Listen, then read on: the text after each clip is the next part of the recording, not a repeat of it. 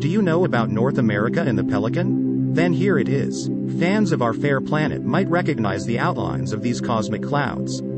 On the left, bright emission outlined by dark, obscuring dust lanes seems to trace a continental shape, lending the popular name North America Nebula to the emission region catalogued as NGC 7000. To the right, just off the North America Nebula's east coast, is IC 5070, whose avian profile suggests the Pelican Nebula. The two bright nebulae are about 1,500 light-years away, part of the same large and complex star-forming region, almost as nearby as the better-known Orion Nebula. At that distance, the 3-degree wide field of view would span 80 light-years. This careful cosmic portrait uses narrow-band images combined to highlight the bright ionization fronts in the characteristic glow from atomic hydrogen, sulfur, and oxygen gas.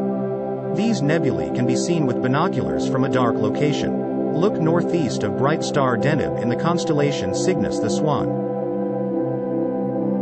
For daily video updates, subscribe to Only Facts.